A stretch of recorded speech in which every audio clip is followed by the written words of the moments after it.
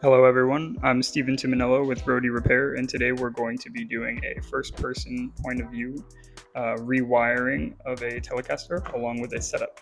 Now the original edit of this was about 3 hours, so I've had to chop some of the footage out, but this will cover all of the bases. Thank you for watching. Hey Meta, start recording. Welcome back. Today we are working on a made in Japan Telecaster. This thing is beautiful, but you can see it's got quite a bit of oxidation. My friend told me that there is an issue with the neck pickup. I think it might just be the switch. There's a little bit of rust buildup over here. This is set to E standard. Now, when it comes to adjusting the truss rod, we're going to have to take the neck off of the guitar because the access point is in the neck pocket. Now last time I wanted to show what looking down the neck looks like, however, the glasses did not capture what I was trying to point out. So what I look for is roughly right down this line. And if you see it on this side, it's roughly down this line. Now I'm looking for how parallel the string runs with the neck. That's one way to look at it. And then again, we fret the first fret here, and in this case, the 17th fret. We're going to check right here at the 9th fret. And there's very little relief. So that means this neck is actually pretty straight. Now let's take a look at this other side. Same deal, very little relief. So the neck is actually already pretty straight. We might not even need to do anything to that. These are 10 gauge strings. So I think what we're going to focus on is restringing it, cleaning the electronics, and I guess just for practice, if the neck tends to bow after we've got the new strings on there, we will take the neck off and adjust it, and I'll show you how that works too. Or I guess for funsies, we could just take it off, fuck it up, and then I could show you what it looks like when it's fucked up. Probably shouldn't have cussed. Whatever. Yeah. Anyway, let's get to it. Now, I only get 3-minute increments to do this, so you're going to hear me saying stop recording a lot. So much like the last video, we're going to need a lot of the same tools. We're going to need a peg winder, a string action gauge, understring radius gauges, Phillips head screwdriver, string cutters. This is an understring nomad tool. It's good for stuff like that. This is another nomad tool, good for getting the dust. And yeah, that's pretty much it. We'll be using some steel wool for the frets. And I don't think I can think of anything else. We'll be using deoxide in the electronics. I guess I should have cleaned up my little soldering station since we're going to be working with wiring. So here, let's get all this crap out of the way so you guys can see what's going on over here. We're going to just throw all this over here on the table, and I'll deal with that later. Let's get this. This is some spare wire from another job that I had. Let's get that out of the way.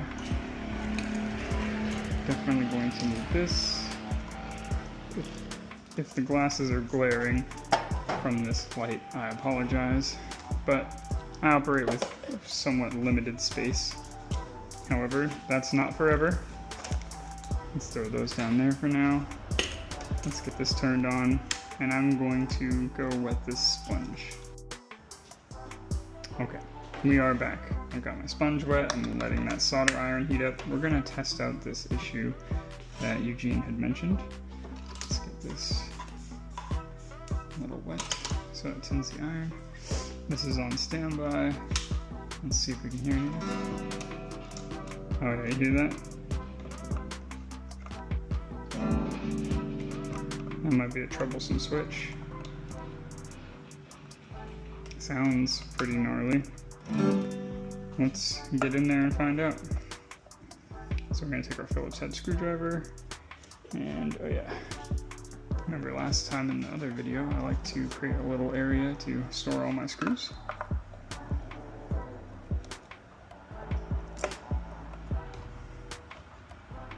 Let's get this out of here. So right off the bat, all of this looks pretty clean. And this wire is a little wonky, but Nothing too bad. There is no ground connecting these. Oh, that's a little funky. It's probably not helping anything. This just looks like a mess. Oh wow, that looks pretty bad too. I mean, the solder is just like all the way down there.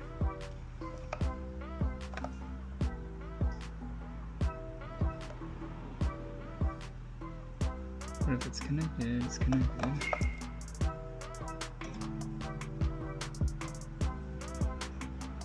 Yeah, so once I'm over on this lug, seems to be the one that's troublesome.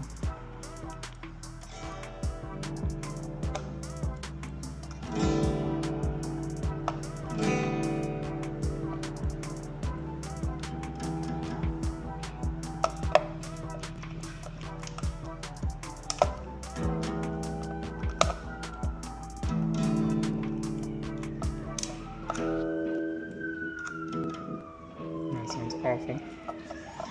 And I can't see what the jack looks like. Let's see here. So we're gonna flip this. Oh, come on. Get in there. Just to kind of store that right there.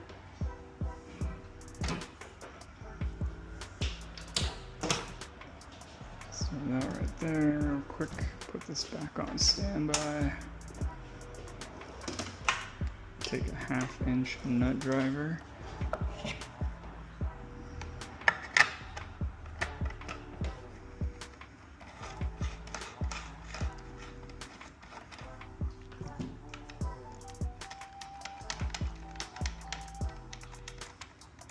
That doesn't want to come off, come on.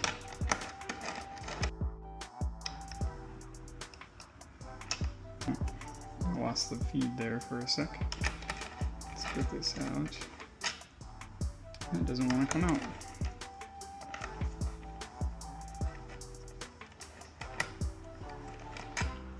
Well, that's annoying. Okay. When in doubt, we're going to cut that fucker. Oh, looks like I'll just be replacing that for him.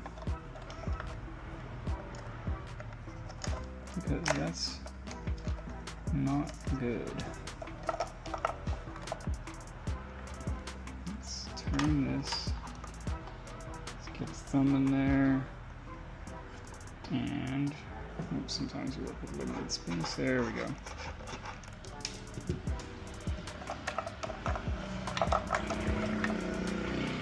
This thing's all old and shitty. Oh, ignore the guy riding by on his motorcycle. This is an old 250K pot, okay. This is a cool little capacitor thing they're going for right there. I think it would just be good to rewire this whole thing, honestly. And I wonder how well this switch is held up.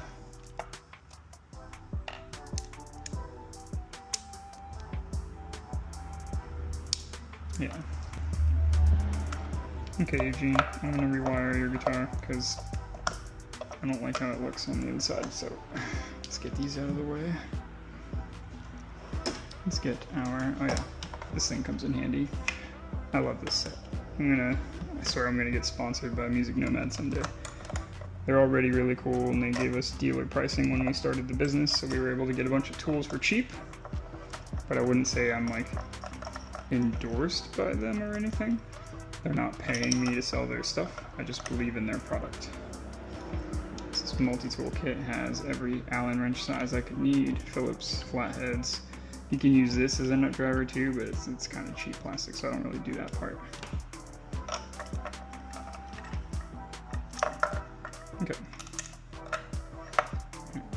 Let's get all that out. I'm just gonna gut this whole fucking thing, honestly. This just looks...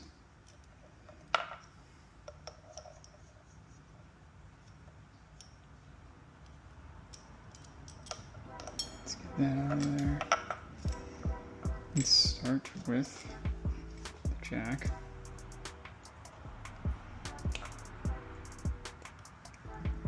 Okay.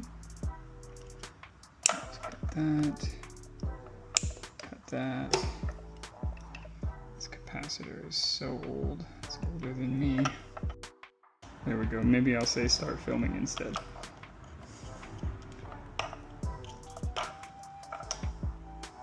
And the funny thing about these glasses is you can set a voice. So I set mine to Aquafina. So I got Aquafina in my ear, not listening to a damn word I say. Oh, what's up, buddy? Come here. Come here. Ugh. I need some attention. You wanna hang out on the amp? Oh, there you go, bud. Is that better? Be careful though. Okay. So we've got, this is our hot and our ground coming from our neck pickup. This is the hot ground and the bridge ground. So bridge hot, bridge ground, pickup, and then the actual ground that's attached to the bridge. There we go. We're back. Lost you again. At 3-minute increment. I hope Meta or Ray-Bans, whoever is in charge of the battery life, upgrades that on the next iteration of these. Oh, this nut actually looks a little funky too. Whatever. As a tech, I find myself being a little, I wouldn't say OCD, but definitely obsessive about everything that could be wrong with a guitar. And I just want to fix all of it. But sometimes, you know, the client's like, oh no, just do this, just do that. This one, I pretty much get a free pass. So like, I could do kind of whatever I want to it, but I don't want to overload the video with too much stuff. Anyway, let me go throw these strings away.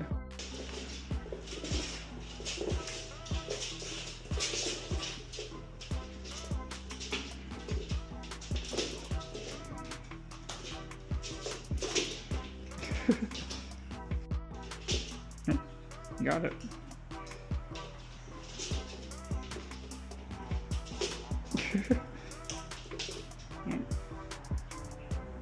Uh-oh, come on. Oh, you gotta let it go.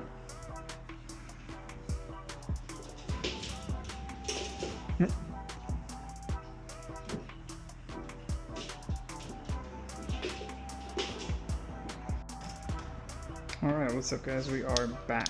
Do I have to ream this? Ooh, I'm gonna have to ream this out. I got some Stewmac potentiometers sent in. So the other night we were working on this and I had hit a wall because I figured I wanted to replace the switch in the old pots. They just seemed a little, you know, worn. So we're gonna do that. Got a new switch. Got some 250K split shaft pots. Let's cut this open.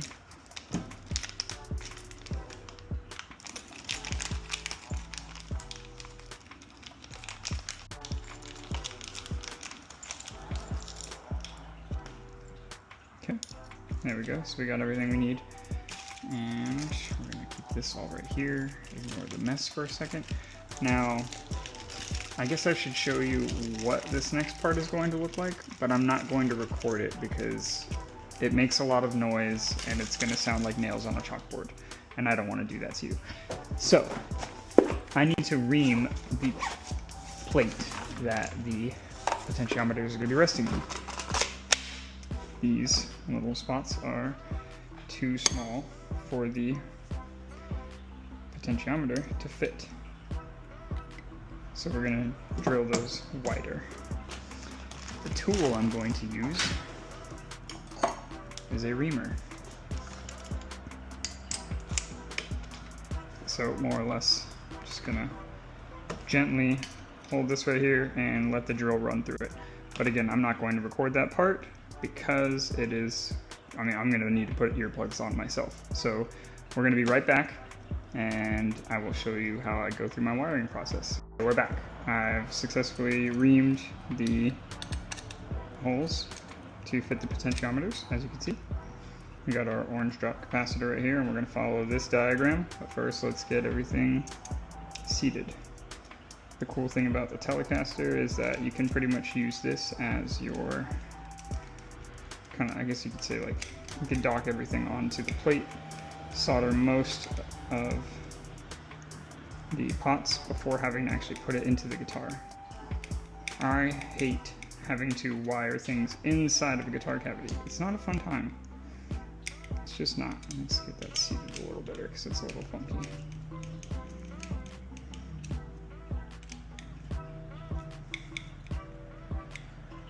Is that working?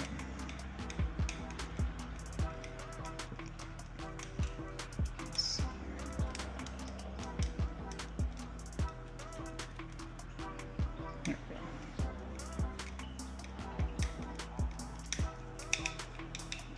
That's screwed in.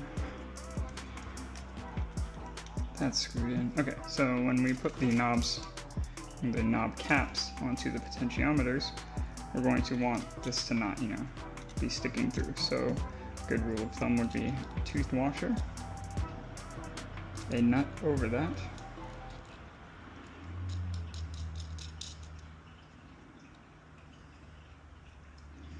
and that will give you some distance covered so that this will sit a little bit more flush with the body once everything is all put back together. Now, single coil pickups most commonly take 250K ohm pots. These are CTS 250K ohms. I get my potentiometers from Stewmac. You can get them from Amazon or All Parts as well, but I just like Stewmac.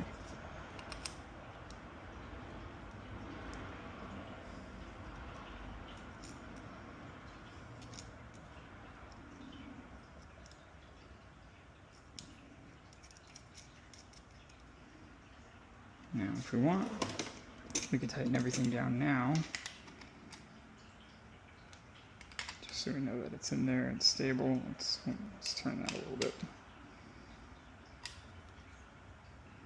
Make sure that's completely straight.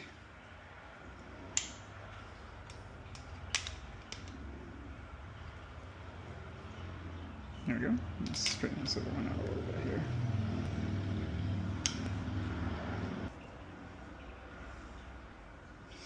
Now the diagram recommends me facing the potentiometer the other way, but I like to face them inward because I don't want this touching the edge. Then our jack is going to go in there. We'll worry about that last. So let's take a look at this diagram. We have I guess I should go over how to read a diagram. In your pickups, you have a hot wire and a ground wire. Same for your bridge. And then you have a ground wire from your bridge, the actual bridge plate. Those are going to be going to the back of the volume pot. This is going to be our volume pot, so these black wires will all be going to this one. The hot is going to be going to two corners of the switch, kind of like such, on opposite sides, as you can see. Let's zoom that in here. Uh-oh, my cat wants some attention. Hey, buddy! Here, hold on, let me clear off the bench for you. Let's put that right there.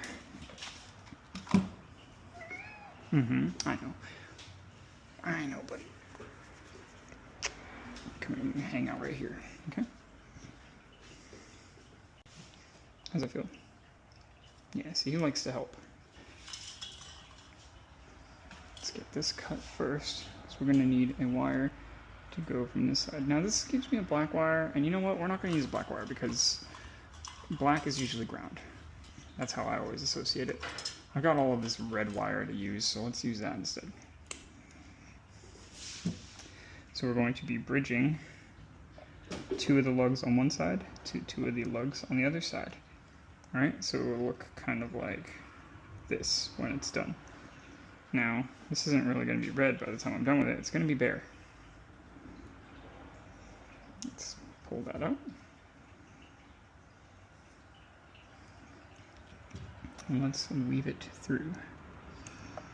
So I'm going to want to do one of these. What I like to do is to try and bend it like a little horseshoe. So it'll come up with the other lug. I just cut my nails too, so that's always a pain in the butt. There we go. Okay, now that I've got that through, I'm going to grab my wiring pliers. This will help. Oh, what are you doing, buddy? Oh, he's just playing. Okay. He will do his thing, as cats do. So we're going to push this through here. And we're going to feed it through the other side. I'm going to keep feeding it until I can get some more wire through this side. Like so. This is something you have to be a little gentle with, but you can definitely kind of, you know, force the wire through. You just want to make sure that you're not breaking the lugs. And a steady hand will definitely come in handy. Let's get that out of the way.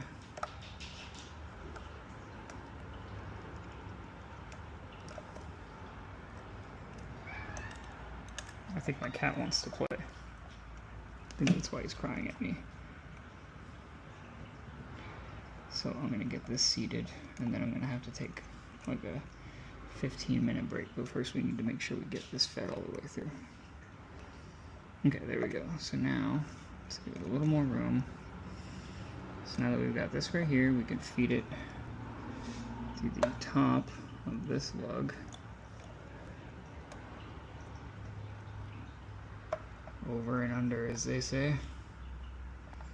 I'm gonna bend it once more.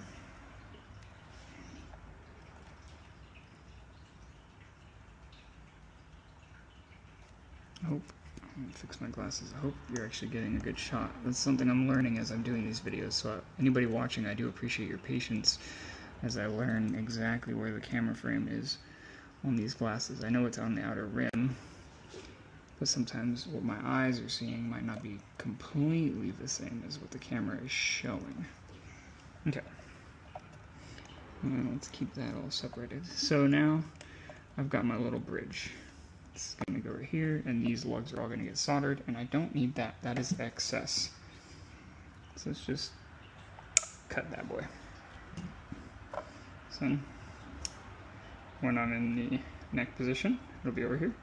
When I'm in the middle, I'll be touching this lug, and then when I'm on the bridge, I'll be touching this lug. So it means the neck is going to get soldered here, and the bridge is going to get soldered here.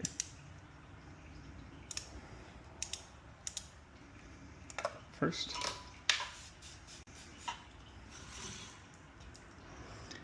let's tin this a little bit. That's what we want. Try not to inhale that stuff, it's not the greatest for you, but hold that there for a sec. Do do do do do do, soldering pots. Do do do do do do do.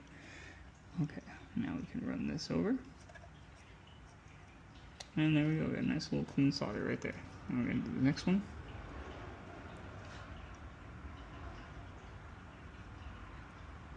There we go, just kind of run it right on over there. See, nice clean little solder joint. Now we're going to get this last one over here. Or this next one, not the last one. Sorry, I tend to mumble. Hot.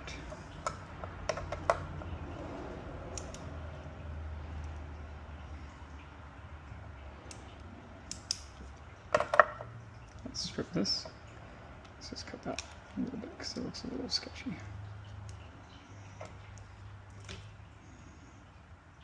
Twist this. Now we do want to get a little bit of solder on it, so let's prop that up right there.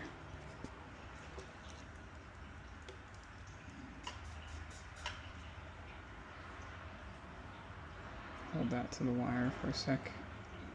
Let it get nice and warm. And again, we just want to get a little bit on the actual wire. See that? That's all we need. It's going to make it adhere to the switch a lot better.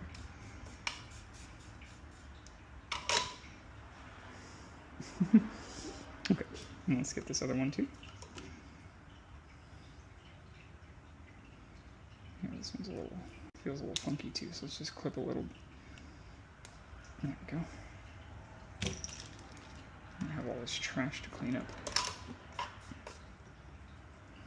Let's do this method again just to prop it up here.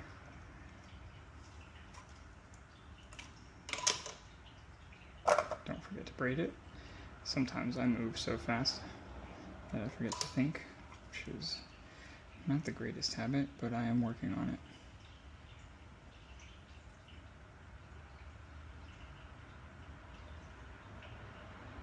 There we go. We've tinned both of these wires, as you can see. So the next thing we're going to do is we're going to get these soldered to the switch. But I'm going to stop recording and then re-record just so I don't lose you while I'm doing it. Okay, before we solder these, I wanted to show something that I come in contact with a lot as a technician, and I will call it out right now. It is fucking annoying. If there are children watching this video, I apologize for swearing, but sometimes you'll see people wrap the wire over the switch as such, and then it'll be soldered on there with like a whole pool of solder.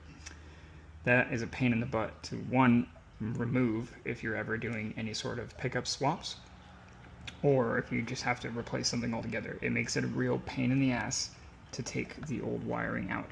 So just don't be that guy. Don't be the guy that wraps that stuff. So let's just, for the sake of that, let's unwrap that because I was just trying to demonstrate something. Now, what I like to do, I just do a little hook, but I'm not going to wrap the entire thing. That's it. That's all you got to do. That'll make it easy enough for the next guy to remove your work and reuse the switch. But to wrap it completely over is just a big old pain in the butt. Anyway, that's my TED Talk. Let's get back to work. We're going to hold the wire here. Give it a sec to get nice and hot. And we're going to just run that solder right on there. Flow like water, as my mentor would tell me. Same thing on this one. Let's get a better view here. I'm going to hold my breath so I'm not just inhaling a bunch of solder. Let's also make sure this is hooking upward. See, it's not completely wrapped, so this will be easy to remove. Oh, see, my cat is telling me like, hey Dad, I need attention and I need to play. He's been sleeping all day, so now it's time. It's technically morning for him, I guess you could say. There we go. That's it. That's the switch. It's wired. That whole part is done now. Now what we can do is get our grounds. We're going to need a ground that bridges from the tone pot to the volume pot, and we're also going to need to seat our capacitor, as you can see. So this will just look like this. It'll pretty much be over here, like so, and all the extra will be gone. So we could, again, don't be the guy who does this and wraps something over. Like, just don't do that. Like, I know if I ever get a guitar from you and you were that guy, I'm not gonna like you.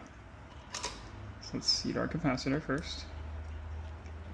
Hold that there.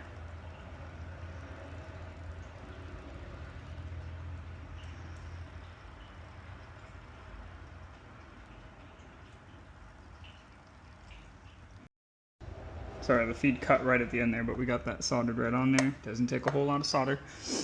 Now let's get this other one. Same deal. We're gonna hold this right up here. I'm just gonna let that sit for a sec. Oh, my cat is crying and he wants to play. It's breaking my heart. I should definitely put this down and play with him. I'll go do that right after this. See, he's knocking things over too. Okay. Here we go. And that's it. Yeah, we can even spread that across. Get that, make full contact. That's the whole thing. And now we're going to clip the excess. There we go. And there's a capacitor. Okay, I'm going to go give my cat some attention and play with him, tire him out a little bit. He has this little stringy toy that we connect to a little, like fish rod. Make him run around and burn some calories real fast. I will be right back. We are back. Had to charge the glasses. Got some dinner. Now we're going to finish wiring this up. So next we're going to cut our grounds here. I think my cat chewed on that cord a little bit, so we're just going to cut that a little short right there. Cut that a little bit too. Here goes one. 2, 3. And what you can do is you can braid all 3 of these together and just give them a little twist.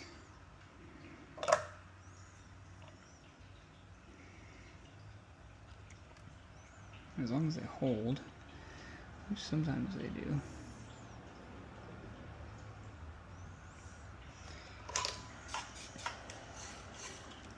run the solder over it.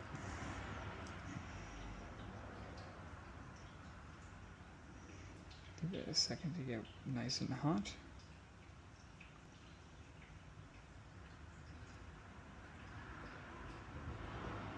There we go.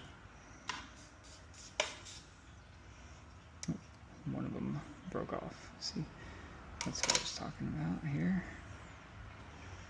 So we can wrap this one around that. See if it'll grab on though. Nope.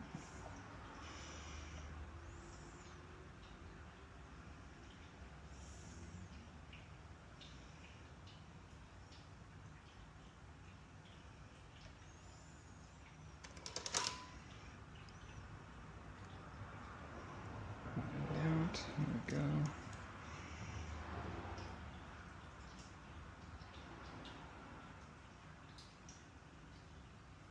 There we are. And now let's ground it to the actual back of the pot.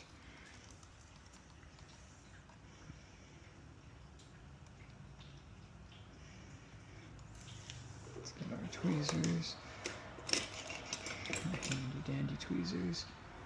Press that in.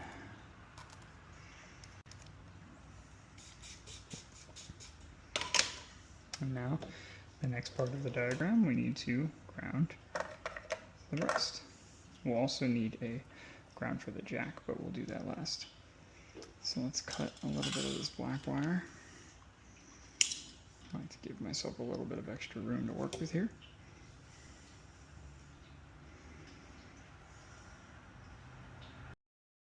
The side of the pot, or what sometimes you'll see, another method is that they'll put a little wire there and bridge it. So today, let's take some of the spare wire we have from another job I did and go with that method.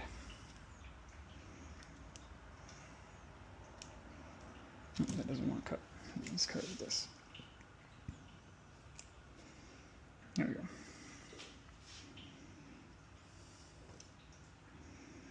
So we'll push back braid here. Just take that up.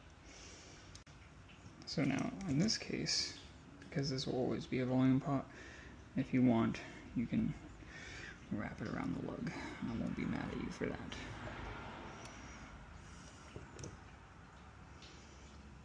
It went rogue. Let's try that again.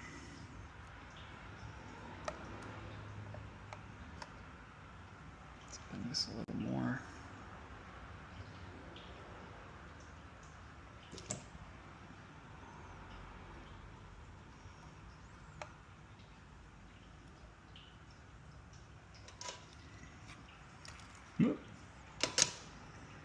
Let's feed that back in there one more time.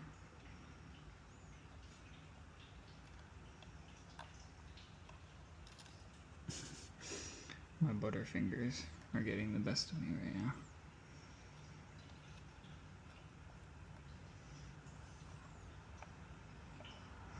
It helps to grow your nails out just a little bit. As a tech, I can say. I don't like having long fingernails. And it's definitely not served me the greatest every time.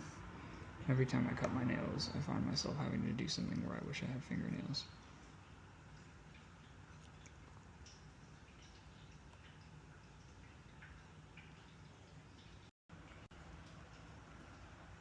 We're back. Those 3-minute increments are getting a little tough, especially when doing things like this. Little processes that are a little more time consuming than, say, a simple restring, but I will get the hang of it. I shall conquer this, like I conquer all things.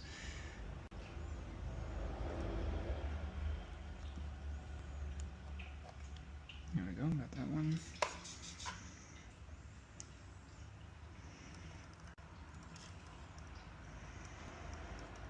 Get nice and warm.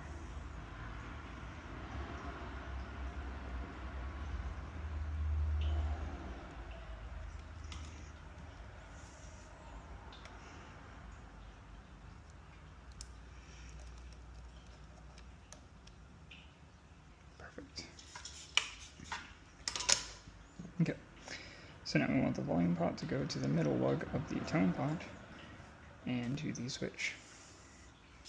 Let's use a white wire for this.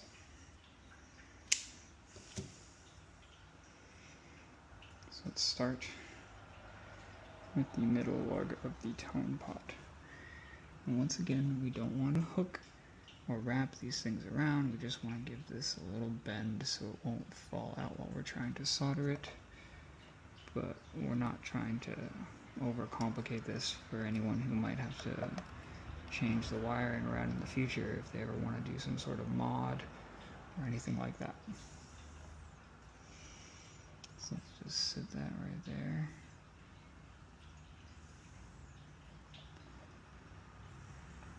Let's give it a little more of a bend. Let's use these.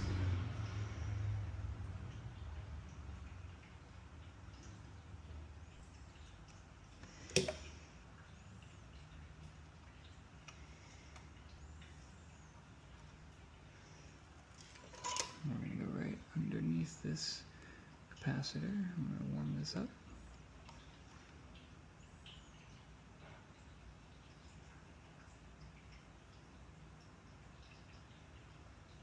Just like so. That's a good solder. Okay, now this is going to go from the middle lug of the tone potentiometer to the left lug of the volume pot. Now, as you can see, we don't need a whole lot of distance here, so just give it a little bit. That's more than enough.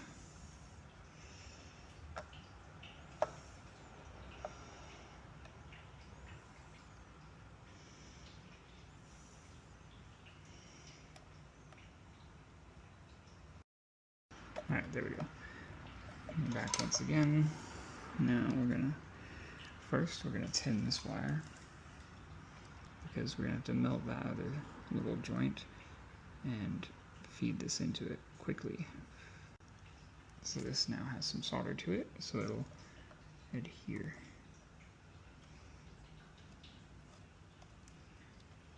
Like so.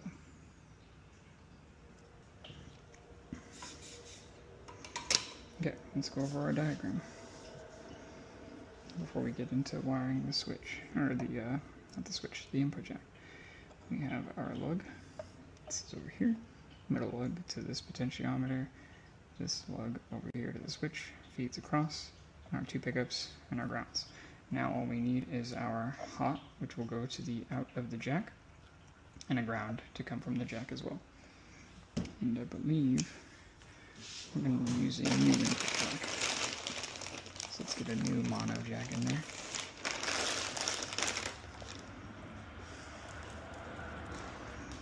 Do I have a tooth washer that will fit? Is the question. This wants to be a little funky. There we go. Does this fit?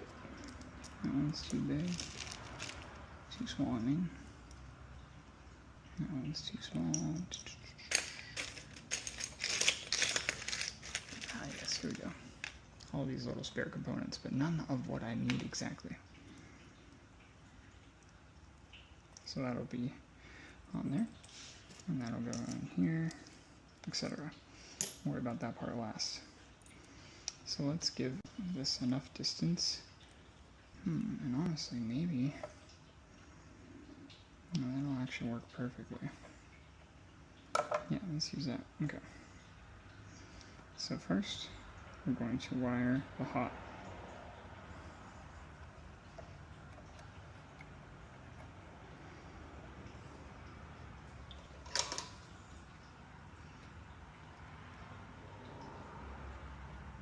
Get that nice and warm once again. And feed it right on there.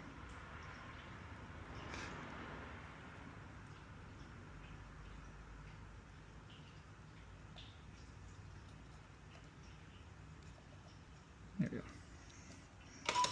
Now let's solder the ground. I can rebraid that in a sec. Make sure I have enough distance. Yeah, I do.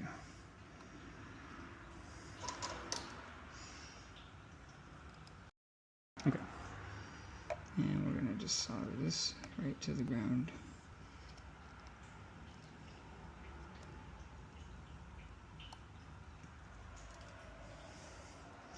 Same deal, let's keep all these pinned just in case.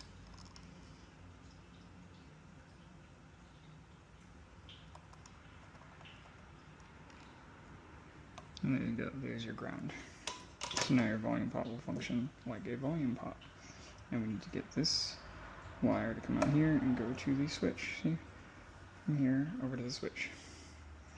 That's what this is for. This is going to go in here and meet up here.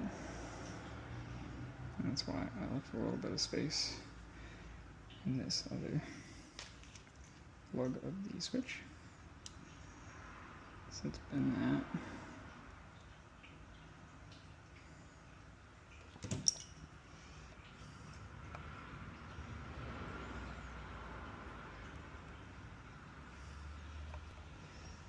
Repeat this underneath. I wonder if that's going to give me enough distance. Or do I need a little bit more wire to work with? Oh, it's cutting it close. Maybe let's use a little more wire. Let's give myself a little bit extra distance here. And I can always use that for something else.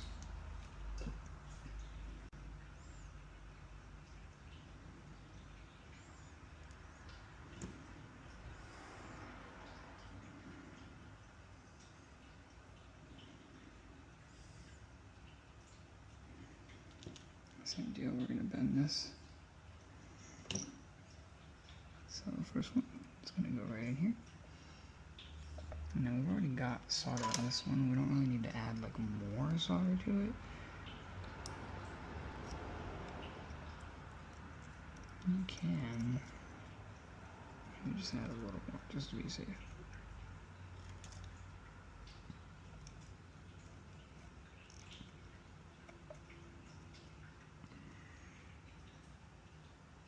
There we go.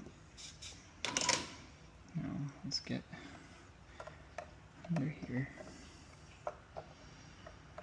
Let's have this go around so it's not in the way. It's going to come up and wrap right about there. So again, let's give myself a little extra room to work with.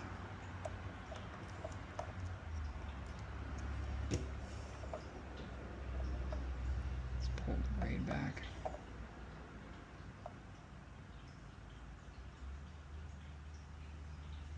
It's easier if you can kind of get a grip on just the edge of this. Let's hold that and then pull it back. There we go. There we go. Instead of saying, hey meta, now I'm just going to record by pressing that little button. Let's get that in there. Get this last little ground soldered. Gotta make sure it connects to everything else. Soldering pots. Soldering. There we go. So you can see that it's joining everything else. You don't want a cold solder joint, that's for sure.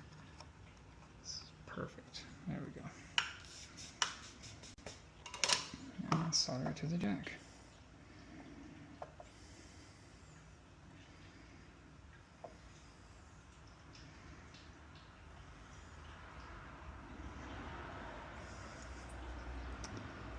This is your ground, this is your hot, which connects to the actual hot of the jack.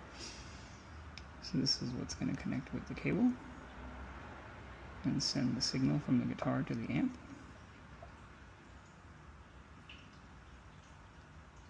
And this is what's going to keep it from sounding all fucky, or to simplify it. Now let's use, actually, we could do this. We could do it over this thing, because I don't want a hot jack touching the finish of the guitar. That's not a good thing.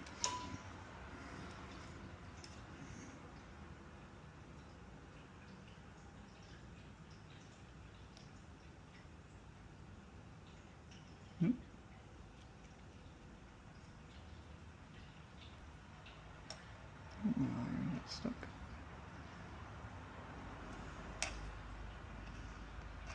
Let's feed that back in.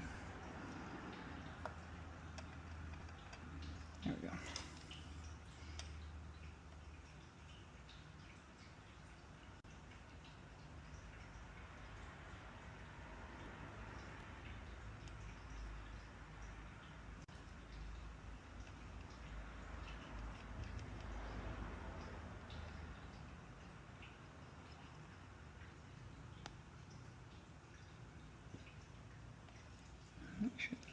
main solder joint.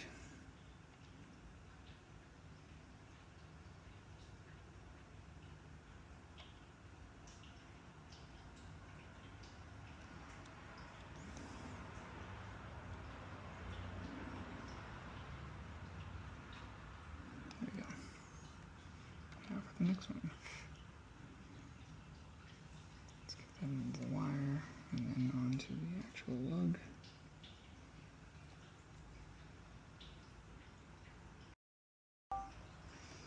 There we go. Now our jack is soldered.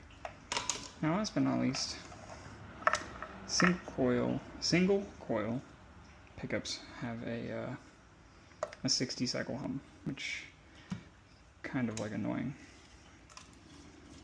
Nobody wants to hear just this little constantly.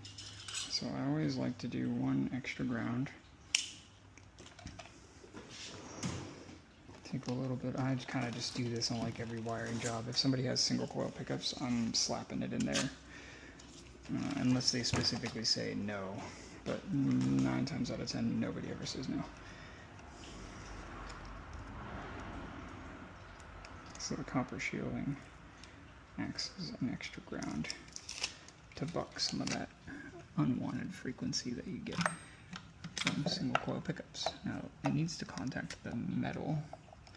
So the best place to put it in this case would be right about here. I might have even pulled too much. Just use a strip.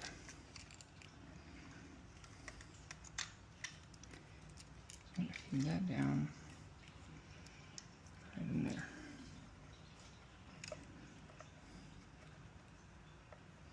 And the screws will totally go through there. Now we've got some extra copper that I don't necessarily need. Maybe if you want, you can just throw a strip in there for like effect, but since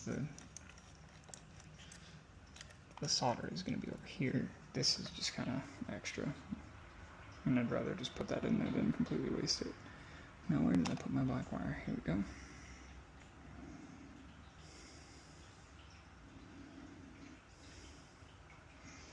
So once again, I want to tin my wire.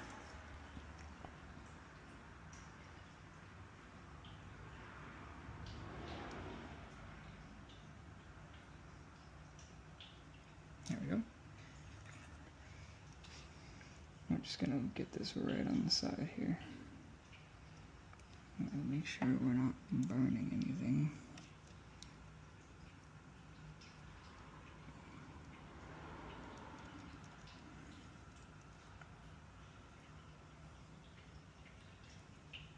Gotta get this to fold.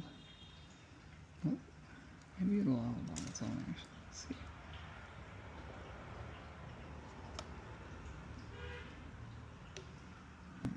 What we can do is we can just put the tin right on the iron. See how it's burning like that.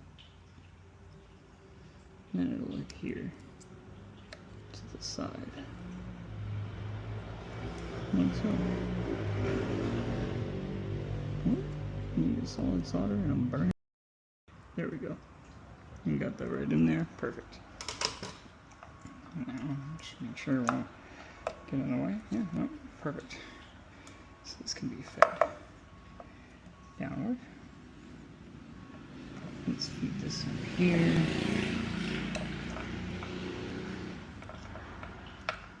There's somebody riding by on their motorcycle, on their motorbike, their motor bicicleta. Just kidding. There we go.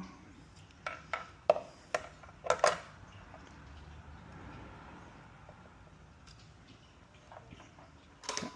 And one final round.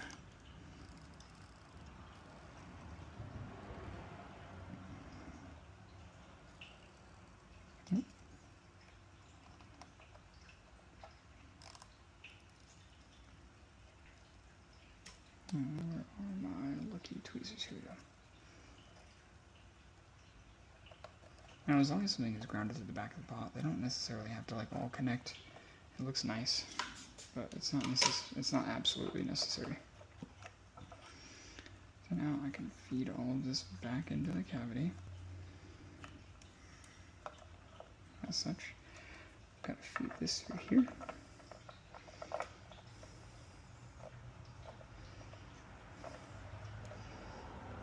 Let's see here.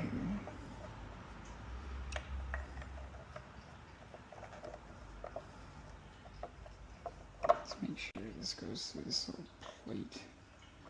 There's a little one. This is kind of something you do blind a little bit.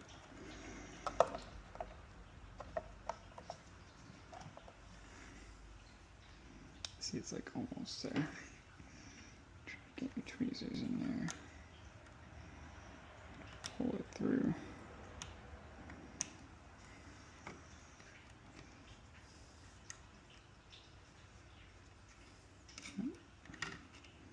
There we go, that's what we want.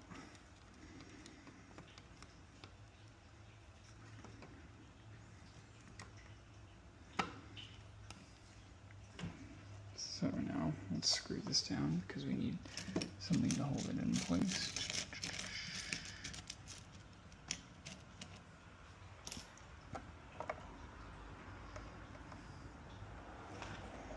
So this isn't falling out while I'm getting the jack back on there.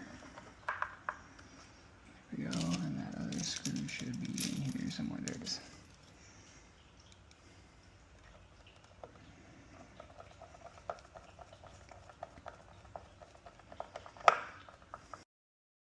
Alright, here we go. Next little 3-minute section. We're going to get this jack plate over here. Like so. Oh, you know what? See, this is what I forgot. These are those moments where you've got to take a second and take stock of everything. Let's lock that. I needed to put this on there. So let's get this back out real fast. Because if the tooth washer is not connected to the jack, we will definitely run into problems down the road. And by problems, I mean the client will have issues with, say, the jack getting kind of loose all the time. This gives it much needed pressure to stay put.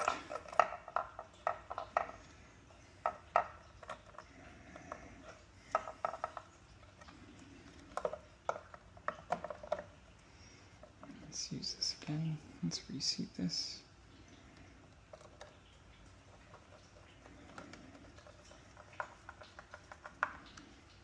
Let's worry about that in a sec. Let's get this back in place.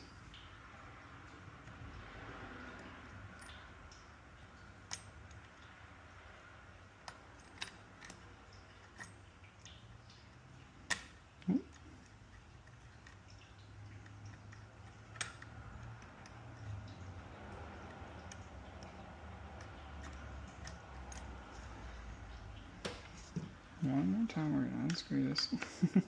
Sometimes I have to do a lot of back and forth. And I'm sure there's techs out there that are like, dude, this guy's process is messy.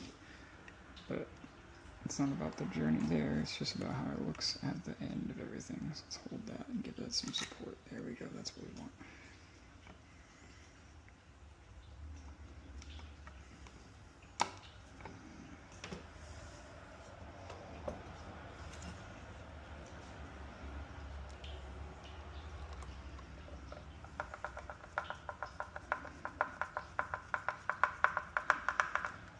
There we go. Let's re-screw that back in.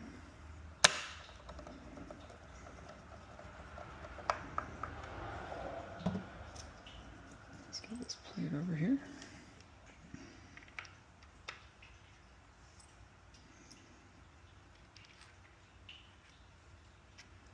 There we go. Let's center that a little better. There we go.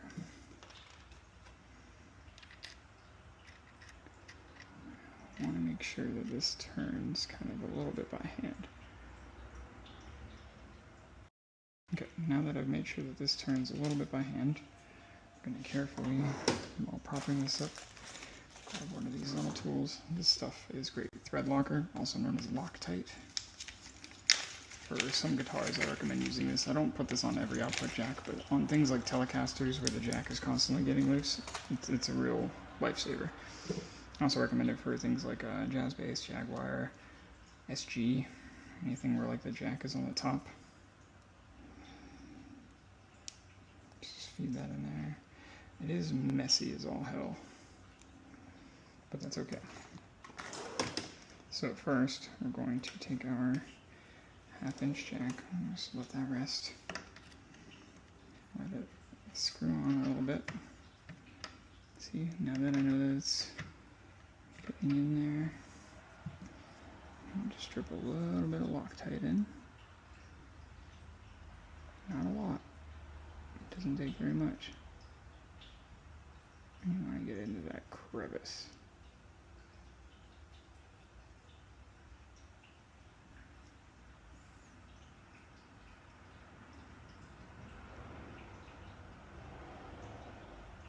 There we go. And from there, finish screwing.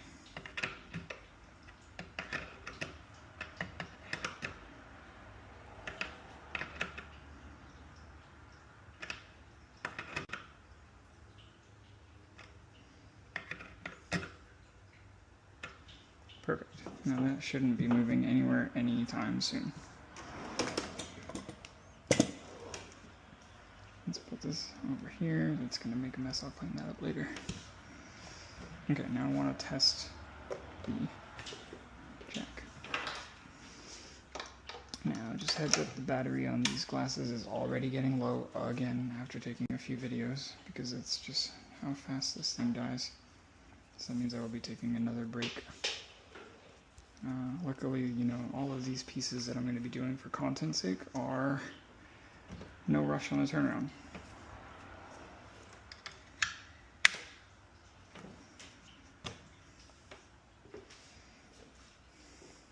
Give us a sec.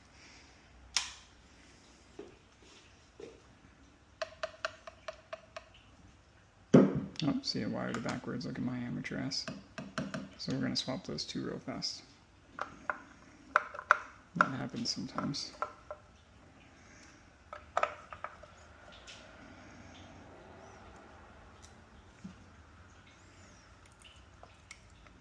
Sometimes I make amateur mistakes like that, and that's why I don't hook these things. Alright, we had to open this back up because my dumbass wired the pickups backwards. I wired the pickups backwards. I stutter when I'm sleepy. Or I stutter because I'm special. I stutter because I'm special. If that is offensive to anybody, I don't really give a fuck. So anyway, let's get this back in there. Now you can see. Let's run that one more time. What? Oh, that's weird. I just literally fixed that.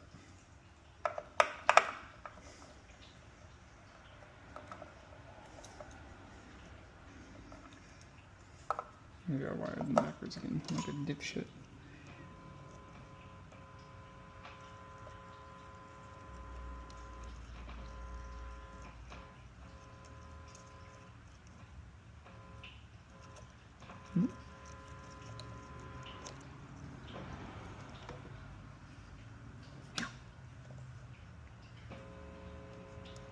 There we go. Okay.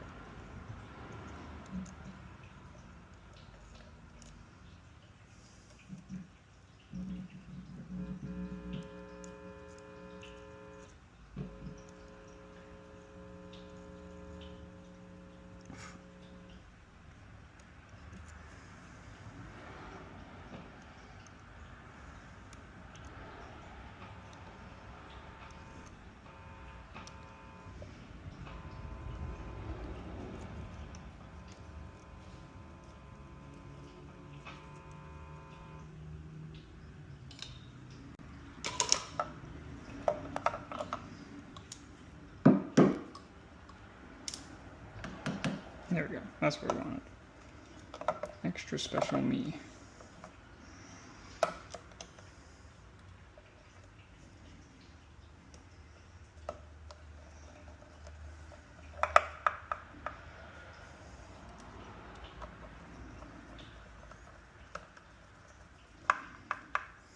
There we go.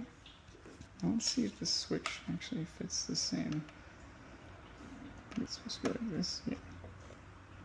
Oh, that's actually a lot more sturdy than the one that he had stock. Cool.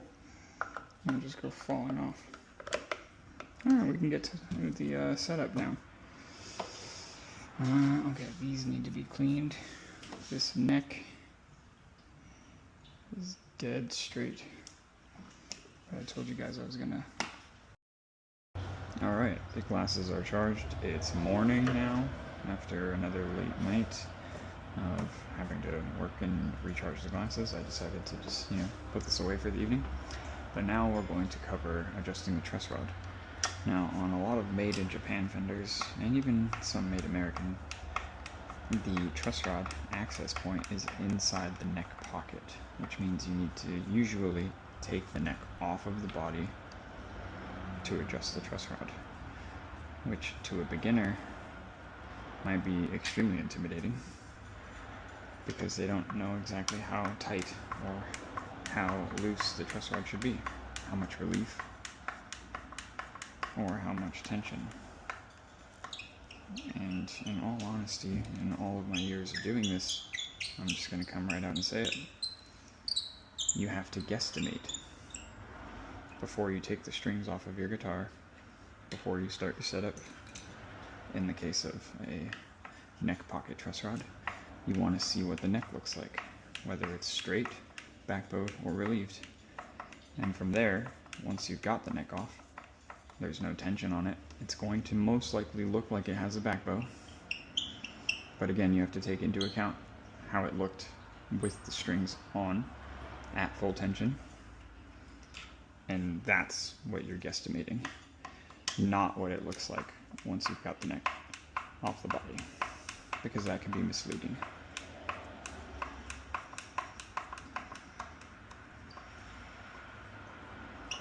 So let's get this last screw out here.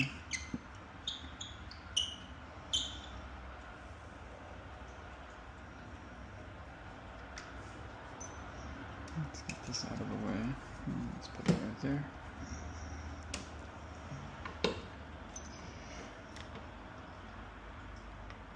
Just kind of wedge it out. Now, you could try to access it from this point, but in all honesty, it's going to be kind of tough.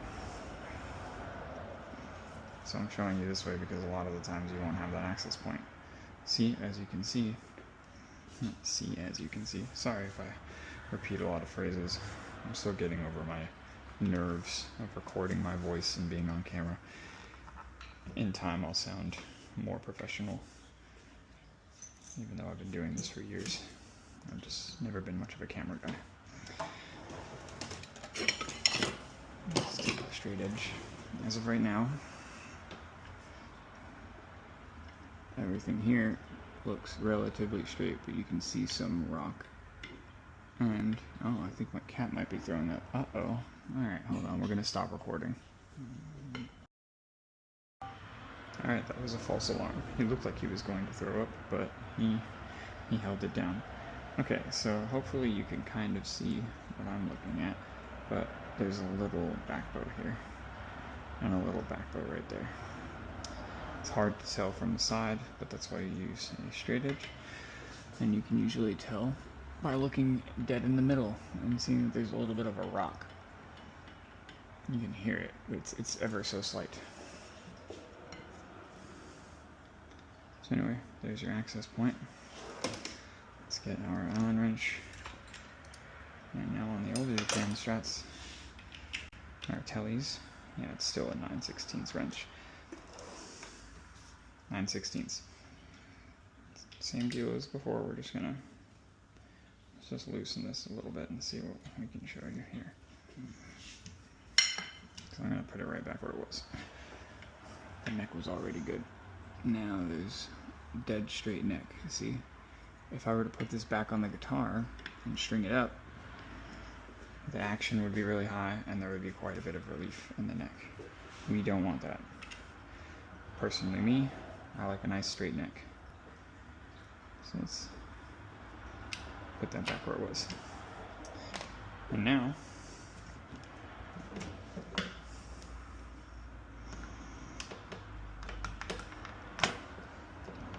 get in there nice and tight. And we're going to find out if, when I've strung this all back up, if the neck has a bow in it. And if it does, I will slack the strings, take the neck back off, and adjust it once again. And that's just part of the process when it comes to these guitars. Or I guess in this case what I could do is take off this pick guard with the neck pickup and adjust it from there instead. I could show you that way too. Let's get all these in here.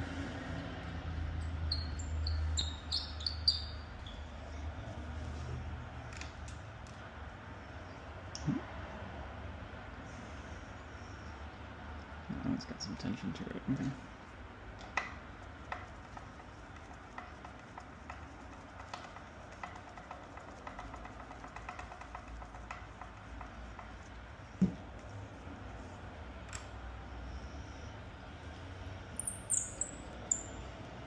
Sorry about the squeakiness.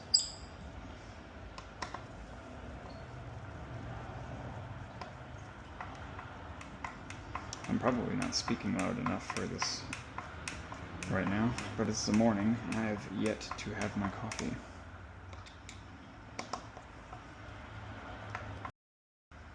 There we go. Let's get that back in there. So these glasses stop recording after 3 minutes. I know I've said that 100 times.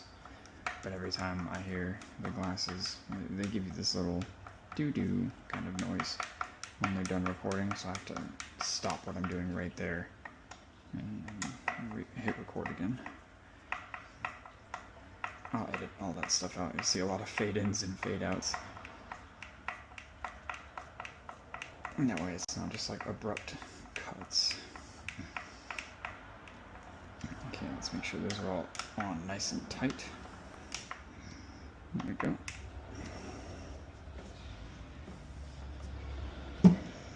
Okay, now we also can start putting some of these things back. So these don't have any markers. So just pop that on there.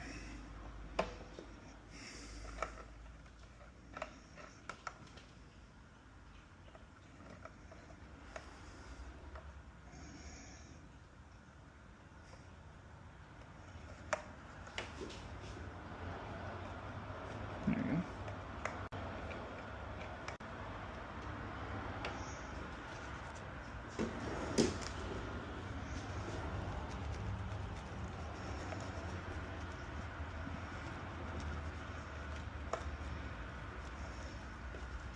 Okay, now let's worry about wiping the body down first. Actually, I guess a good rule of thumb would be to clean this neck off. Now, because of time and how much time has already gone into this guitar, I'm going to speed things up a little bit, not in terms of footage, but in terms of my process. In my last video, I used these little fret guards, which you can get for pretty cheap. Today I'm going to be using my fret shield, which allows me to hit the board a lot faster.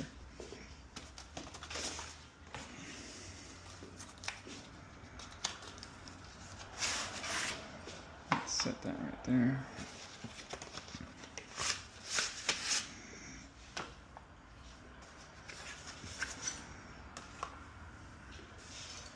So this thing is great. I can just go over the entire fretboard in one fell swoop. But you might ask, wait a minute, Steven, you forgot to do something, didn't you? And I did. And I hope you guys know what the clue is. What's the clue, Blue? Think about it. Huh? What did we forget to do? Before we put the steel wool on, what is it, Blue? That's right, kids. If you guessed to take the pickup off so it doesn't magnetize the steel wool, you win. You win the game of life.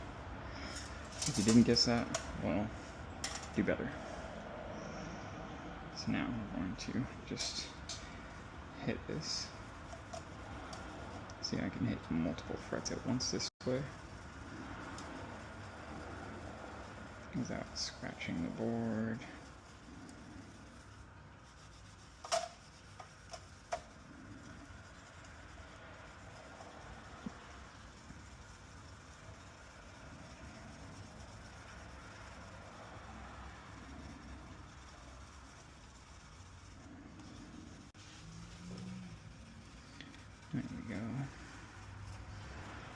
nice little shine on them. Now some people like to use fret polishes and they like to go for like a mirror shine. Personally, me, I just want to make sure I get the gunk off. Visibly speaking, I don't really care how great the frets are going to look after I'm done hitting them with the steel wool, because, you know, within like a day of the client playing the guitar, they're already going to start to look gross again. So that's with polish or without.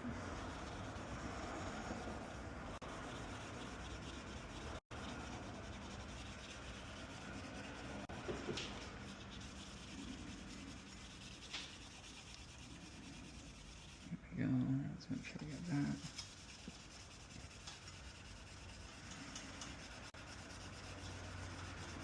This one has a little bit of fret wear, as you can see, but I already know that this does not need a fret level quite yet. These are your telltale signs of a guitar needing a fret level, when you've got some serious fret wear. And if it starts causing things like a fret buzz or dead notes, then it's probably time to level the board a little bit. And we'll cover that in a later video, but I'm going to need a guitar that definitely needs it. I don't want to do a fret level on something that doesn't really need it. It's pointless and a waste of labor. Alright, now let's clean all this up. I'm going to get my vacuum cleaner. Alright, now we've got that back on. The next thing, this fretboard is literally not dirty, so we're just going to oil it. We don't need to scrape anything down today. I have my designated oil rag. I think my coffee is ready, so we're going to oil this, and then I'm going to have some coffee so I can wake up and sound like I got more energy.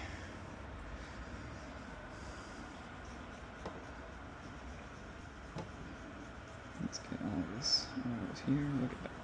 There's something very therapeutic about oiling a fretboard. It just makes the grain pop out, makes everything look nice. Let's do that. Look at that. It looks so good.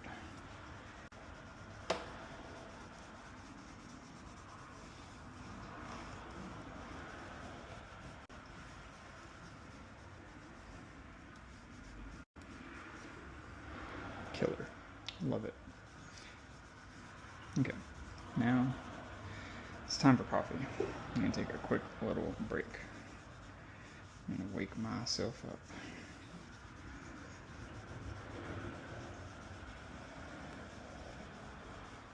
Here we go. Perfect. Okay, we've cleaned off the fretboard and we've vacuumed the bench. I can put this away now. I don't need this again. Not until later, but I don't want to have too many things in the way.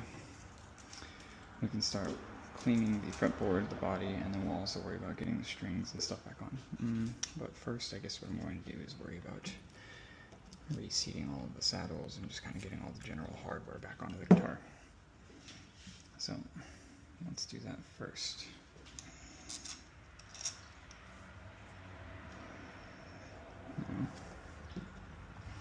Take a look at these saddles.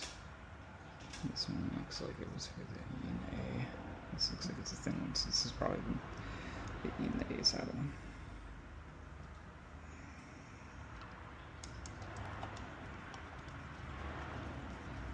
Now the other screws that were on here at the beginning of the video were very stripped. Very stripped. Luckily I had these spares on hand, otherwise I would have ordered some and, you know, it would have been a week before we got this done.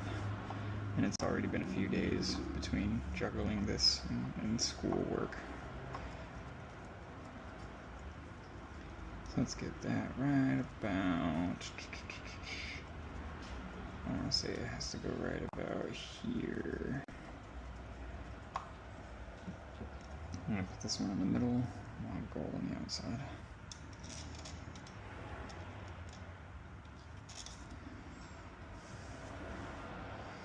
And this one is more than likely the E and A, or the D and G.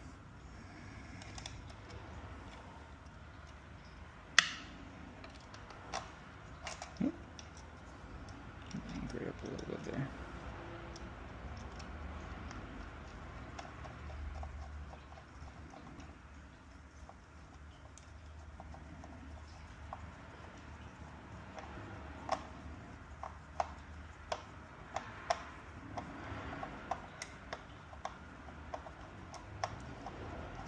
sure all of these are back in place.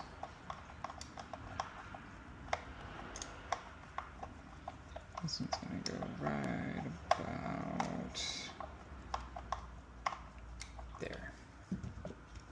Last but not least, B and E.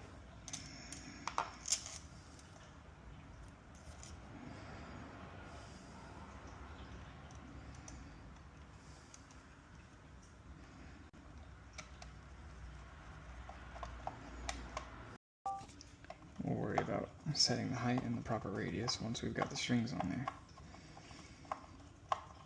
And if you want a generalization, I would want this to follow an arch. I used to be the guy that wanted everything to be nice and flat, but radius is better. This is probably this size, yeah. I'm just going to eyeball it to start.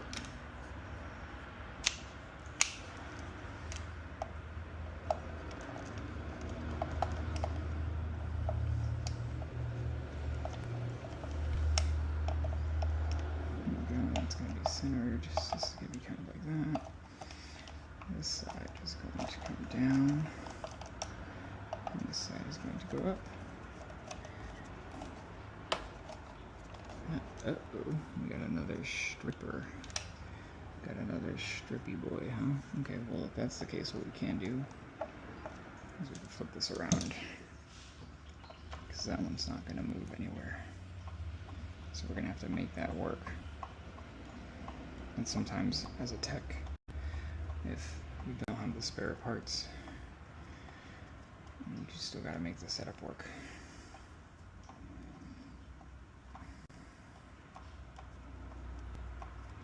And once again, I'm probably going to have to eyeball it, and I'll have to adjust this from the bottom.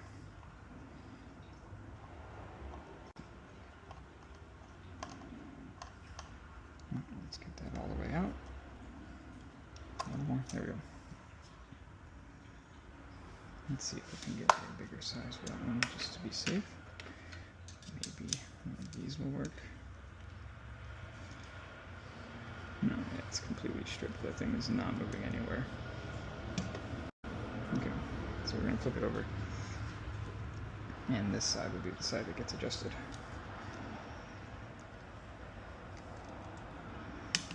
Now it sits like so. So let's do that. Let's screw this back on. Okay, we've recharged the glasses. I've had my coffee. I've got more energy now. Woo! We're going to start putting these pieces back together and doing the setup. So let's get these all seated.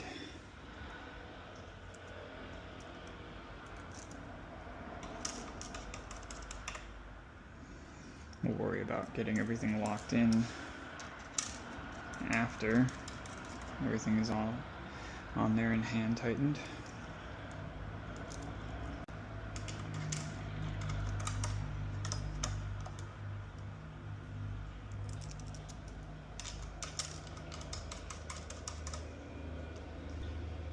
Let's get this last one.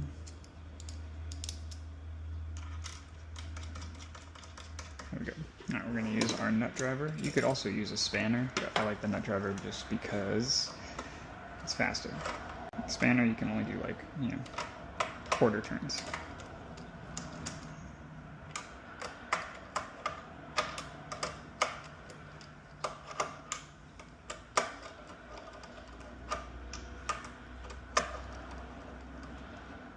There we go.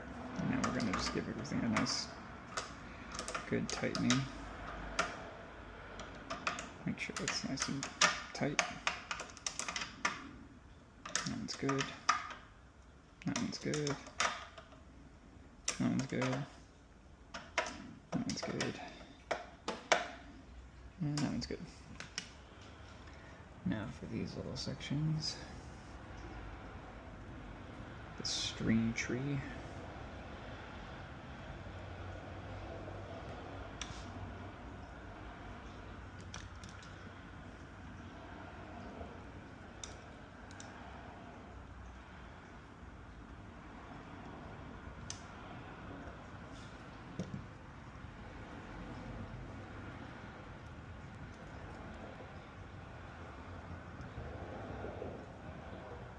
I definitely cut my nails way too short, but that's okay. Let's get this in there as well.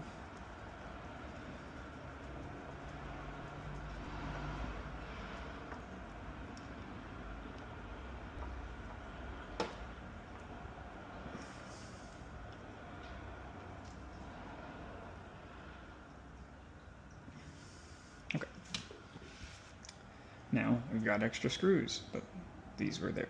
And honestly, these look pretty fucked. So we're just gonna deal with that. I know gold would be better, but it's not the end of the world.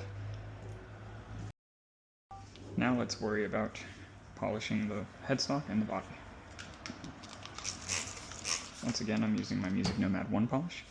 It's non-abrasive, gets the job done, cleans effectively, it smells great. It smells like Smarties, if you've ever had that candy, which I'm sure everybody has when they were a kid, you know, popular Halloween candy. I guess you could also say it kind of smells like Sweet Tarts, which I'll take that over some of the harsh smells of like Gibson polish and stuff like that. Even the Fender polish kind of stinks.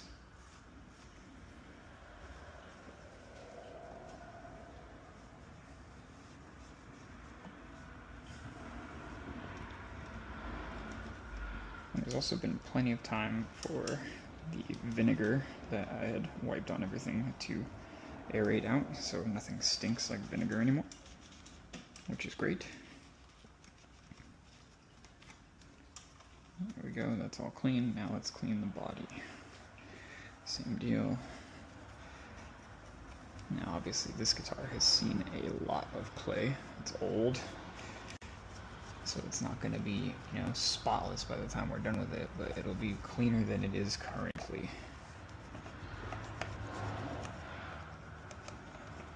Not every guitar can be, you know, completely spotless when you're done with it, unless you wanted to refinish something, which maybe at some point we'll get into that. But that would be very difficult to film. However, as I continue to do these, I'm sure I will figure out some tricks of the trade in terms of filming.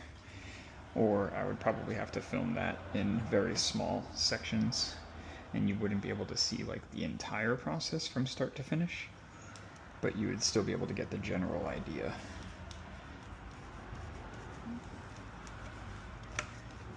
Let's get around here. Some things I like to look for, like the nook.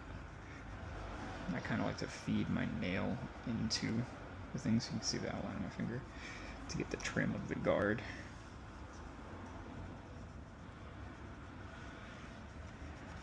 Same right here.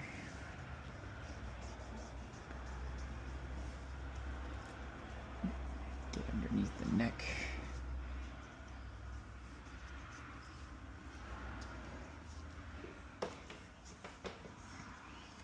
And here we go. There we go. Okay. This is already looking so much better. Don't forget to get the back of the neck too, because we don't want all of that hand sweat and gunk to slow down how fast you can move up and down the neck when you're playing, when you're ripping licks. There we go, we're back. Video cut out a little bit there. And now that we've gotten the polish everywhere, you gotta buff it with the dry side of the rag.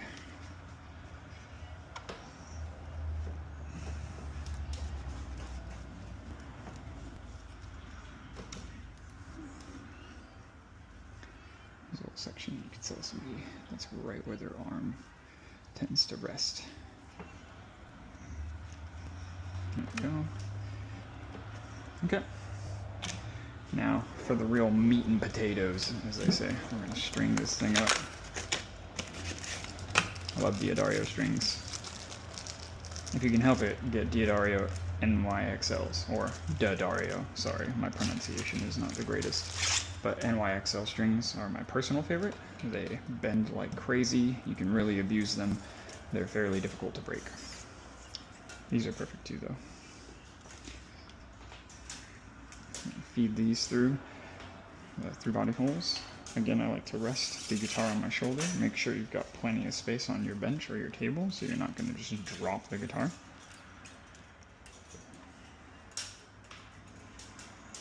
As you can see, I'm moving much faster now because I've had 2 cups of coffee. That's usually how many I need. And I guess technically my cup is a double cup, so I've had 4 cups of coffee. 4 cups of coffee, and I am just all sorts of ready to rock. There we go. Let's feed the next string through. This is all the pretty straightforward stuff here.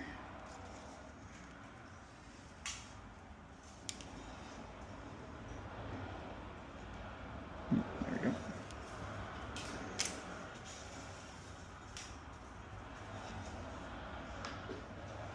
And there's my cat. He wants to play. Hey, Baja Blast. Okay, now I like to once again align all of these screw holes. Not screw holes, what am I saying? See, this is the coffee and brain fog combined.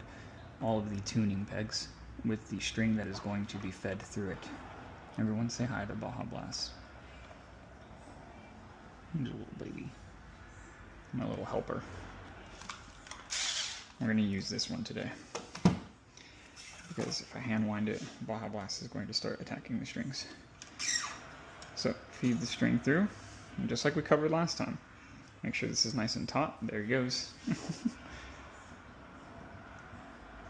You're gonna run a risk of scratching the guitar. I can't have you doing that, buddy. We're gonna have to play in a little bit, okay?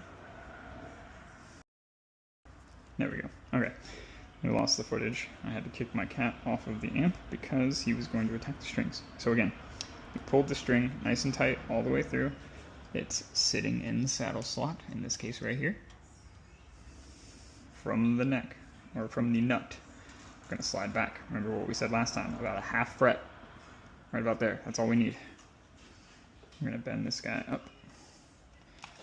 I'm gonna take our winder, or better yet here, we'll use the hand winder because that's probably what most people have. Again, you can hand tighten it, but look how slow this is. Look how long this is gonna take me. It's gonna take me forever. The camera is gonna cut the feed before I'm done with the single one. So we're going to use the hand winder. We're trying to keep each wrap underneath the previous one, like so.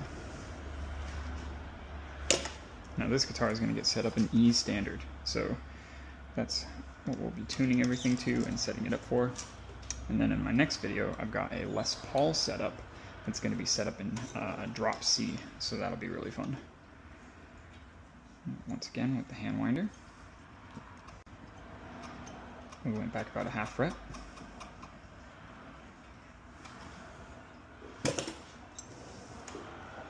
Now for the D, we're going to give it just a little bit more slack, not too much, because beyond going a half fret, we're also going further up the neck.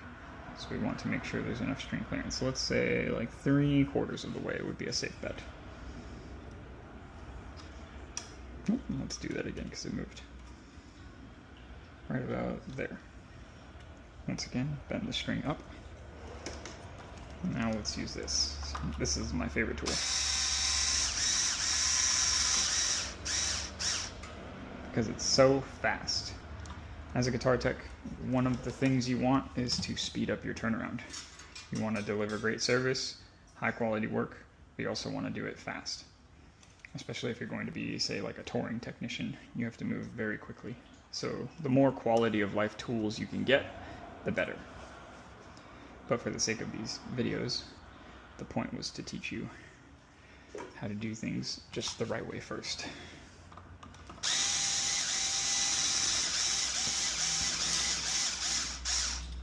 There we go. Let's feed that underneath. Now for both the A and the E, or the E and the A, I guess I should say, we went about a half fret back.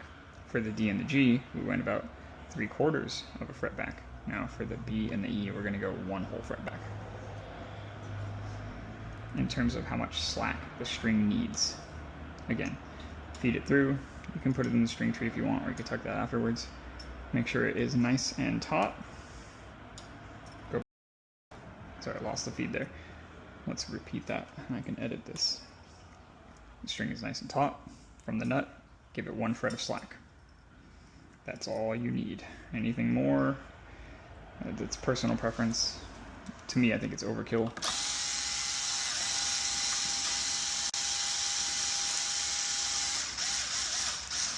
The reason I like to give these strings a little more slack is because they are the ones that get bent a lot. You don't want them to feel, you know, terribly tight. The same deal for the high E. We're going to go 1 fret back.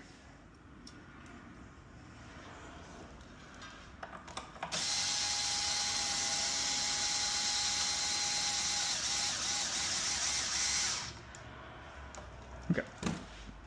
Now, we're going to plug everything into our handy dandy tuner. You can use a Boss TU3. You can use any type of pedal tuner or a strobe tuner. Do not ever do setups on your guitar with a clip-on tuner. Just don't. Unless that's all you've got, but like just know that it's not going to be perfect. You might end up intonating your guitar a little too sharp because most clip-on tuners actually read just a little bit off from a strobe. Let's get that out of the way. Let's get this out of the way.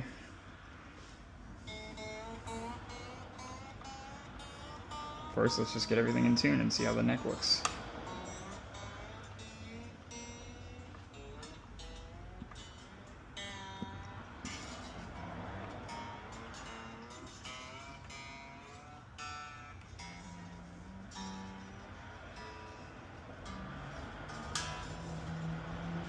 Okay, give everything a little bit of a stretch because we do need it to relatively stay in tune, so we can't intonate it.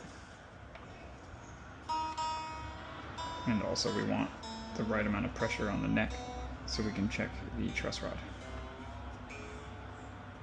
And again, we wanted just a little bit of relief, not too much. Ideally, you want a straight neck as long as your frets are perfectly level. Okay.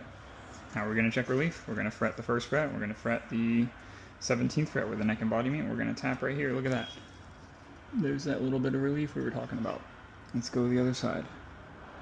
Very little relief, perfect. Let's see what this neck looks like.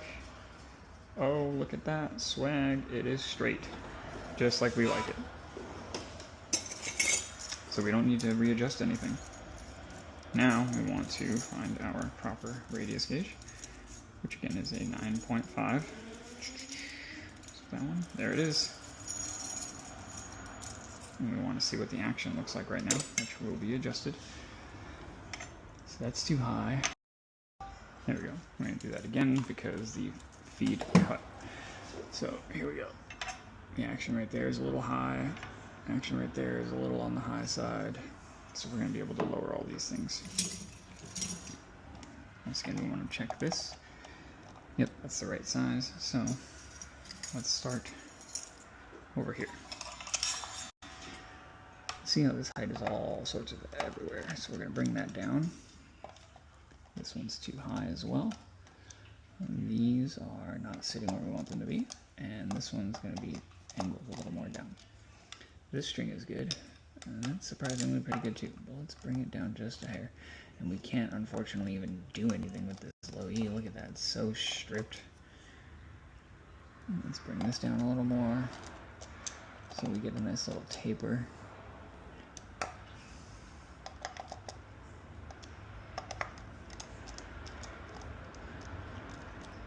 There we go, that's what we want.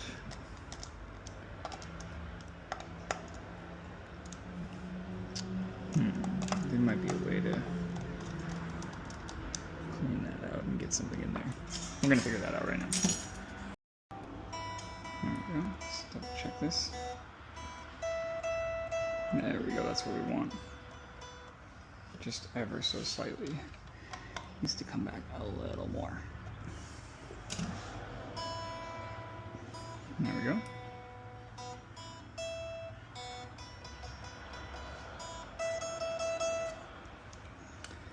Now it is a little difficult to get these to be perfectly intonated because every string needs to have its own little saddle slot.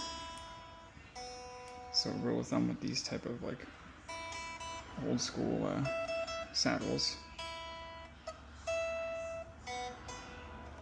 is that you want the chord to sound good.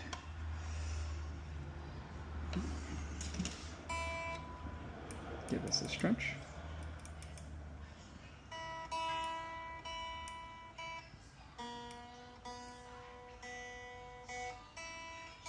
No, a little more. There we go. Yeah. Cool. Next one. So now a good rule of thumb is that, in my experience, most saddles, when you're intonating them, they kind of make this, like, I guess you could call it a staircase. So if this had to be right here, just to get it in pitch, this is going to have to be a little bit behind it, and then this one's going to have to be a little bit behind that. That's a good rule of thumb in terms of like your starting point, and then of course you fine tune from there. So what I'm going to do is slack all four of these strings, because now I have a general idea of where my first saddles had to go. And that way I'm not going to have to fight these strings and take too long intonating it. So we're going to get this back pretty far here. Here we go, a little more.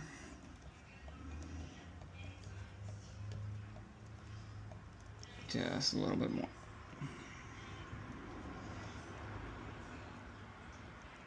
See, that's about where we want it, probably. Again, we're guesstimating here to start. And we'll get a more precise intonation once we've got everything back in tune and we're checking it with the strobe. Let's bring this back a little bit more.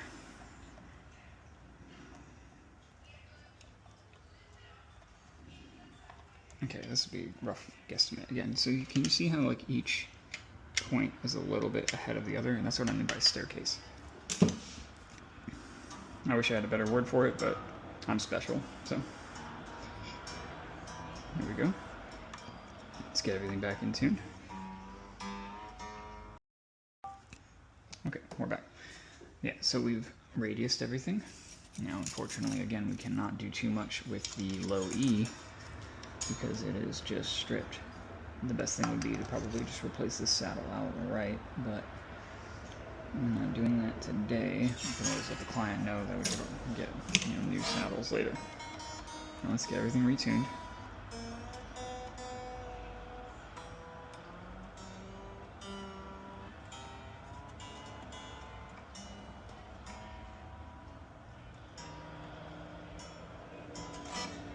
There we go. Give it a nice little stretch.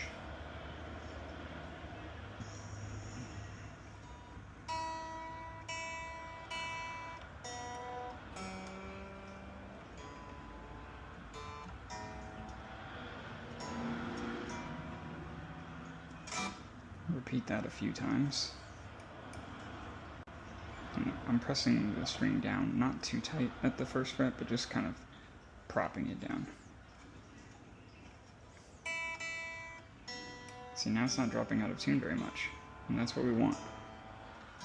And you repeat this process until these strings are hardly moving out of tune at all.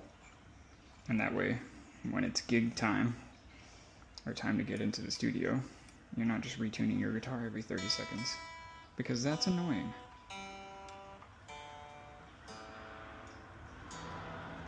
Okay, let's talk about intonation again. I want to double check my action here. See, that's a lot better. That is basically a Fender standard right there. 6 and 5. 6/64 on the low side, 5/64 on the high side. And nothing's shredding out. That one gives it a little squeak. Ooh, what? That's a pain in the ass. Let's see if we can clear that.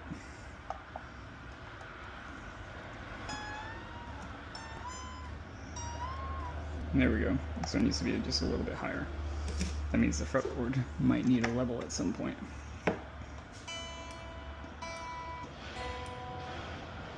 Double check the radius. Yeah, cool. It didn't move enough for it to really be a problem.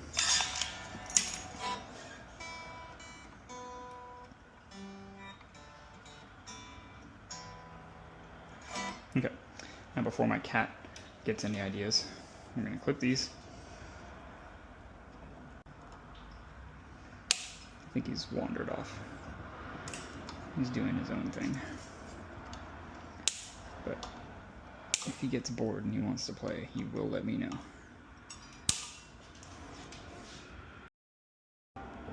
Let's cut this last one here. And then we'll get in and cut the B.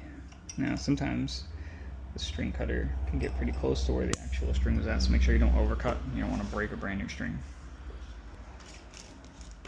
Let's go chuck these. Chuck all this as well. Alright, time to intonate. Everything's in tune.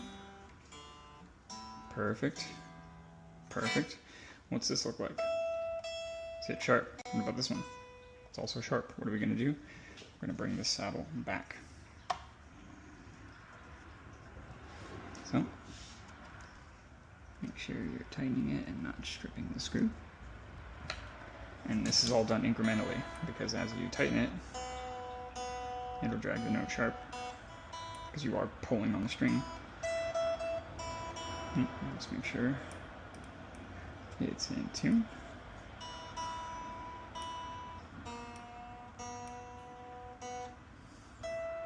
Still sharp? Okay. Now one thing you can do is, so you don't have to fight it so much, slack the strings just a little bit and start turning. I'm going to move the saddle back a little more. I'm going to go like right about here.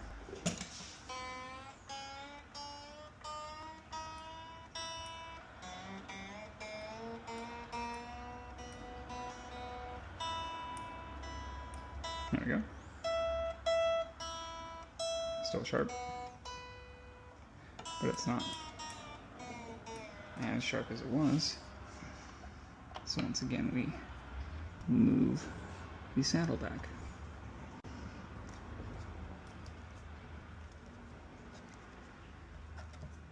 I like to press in pretty hard while I'm doing this because, again, I don't want to strip the screw. And if I see it stripping, then we've got a problem.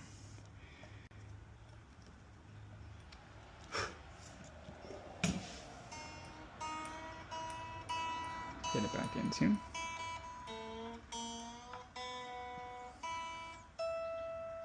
Much better. It's almost there.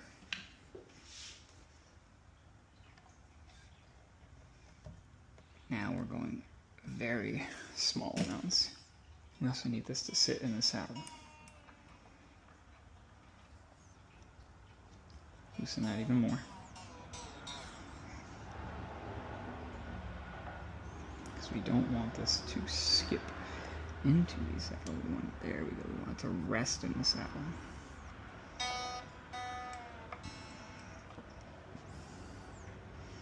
This little bar has a slot. There we go. That's what we want. Each string should be sitting right there. Okay.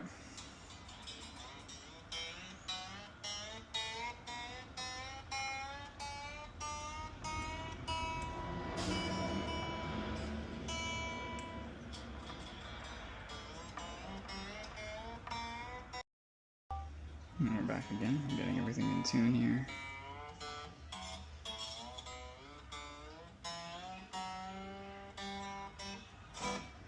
Let's stretch these strings out.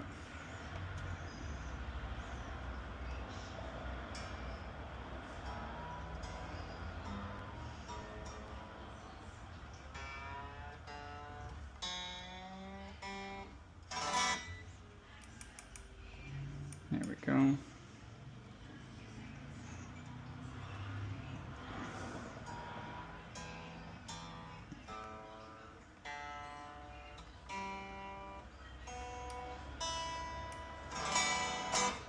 Sweet. So now we need to get that a little more into. See, still sharp. That one's not though. This one's pretty sharp, but this one's not. Oh, let's get that back into. That one's a little sharp there.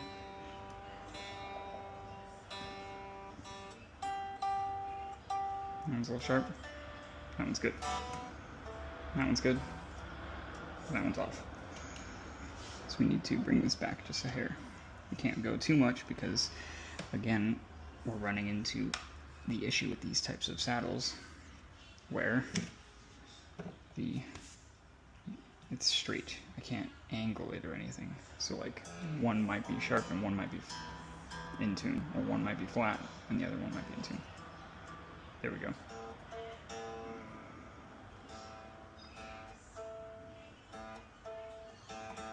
It's still a little sharp. Let's stretch that out.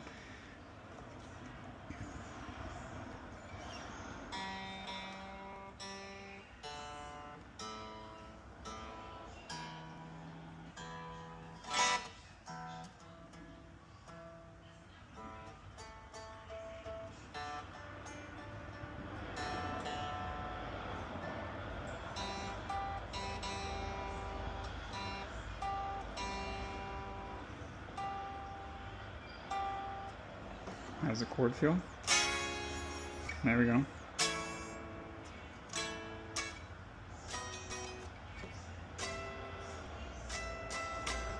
Yeah, see, it's still a little sharp. But that one's fine. That one's a little sharp, but that one's perfect. See? This is kind of the issue you run into with these types. So let's move that just a hair. Let's detune these. Less tension to work against. And that way I'm not stripping yet another screw. There we go. Alright, we've made our minor tweaks.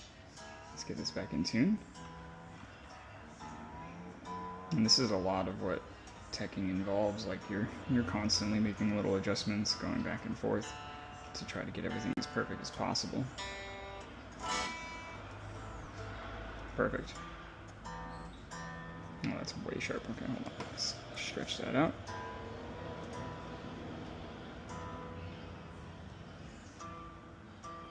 It's not nearly as bad. And that one's perfect.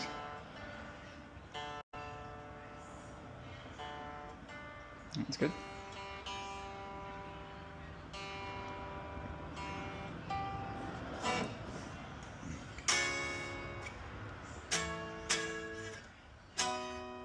Yeah, there we go. Okay. Now one other thing I noticed, I like to check the height of the strings at the nut. That's fine, that's fine, that's pretty good, that's also pretty good, that's good, and this honestly could go a little lower, but let's first make sure that there's no fret buzz. Yeah, so if we wanted to, we could lower this. I think we'll cover that in another video. Let's plug this in and test out the setup.